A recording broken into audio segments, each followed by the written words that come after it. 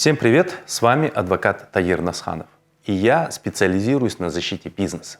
Сегодня я расскажу вам о фирмах-однодневках. Ставьте лайки и подписывайтесь на мой YouTube-канал. Предприниматель должен быть внимательным в выборе контрагента, потому что в случае взаимоотношения с фирмой-однодневкой оборот с ней не будет принят во внимание налоговым органом и в зависимости от оборотов может стать фигурантом уголовного дела или привлечен к административной ответственности.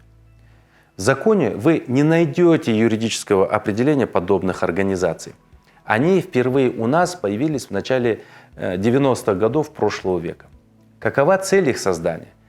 Их предназначение в том, чтобы контрагенту увеличить расходную часть, уменьшить размер своих налогов и обналичить денежные средства. Жизненный срок этих компаний недолг. Их открывают на короткий срок, а потом закрывают, переписывают на третьих лиц или бросают. На специфическом сленге они поэтому и получили название однодневок и помоек.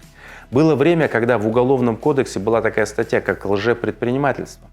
Но по ряду объективных причин эту норму законодатель убрал.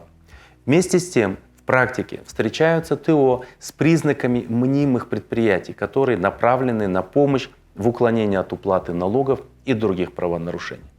Поскольку это явление приобрело массовый характер и посягает на интересы государства, то имеется обширная судебная практика по уголовным и административным и гражданским делам.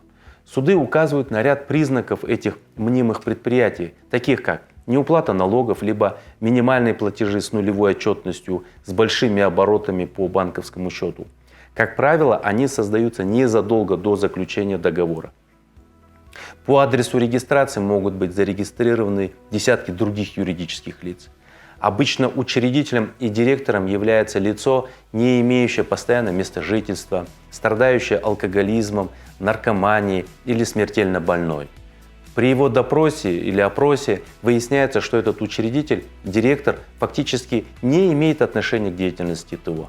Поэтому предпринимателю следует иметь в виду, что в случае умышленного взаимоотношения с таким предприятием может наступить уголовная ответственность с квалифицирующим признаком.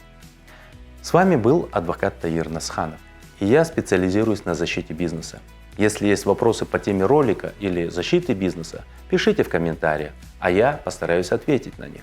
Ставьте лайки и подписывайтесь на мой YouTube-канал.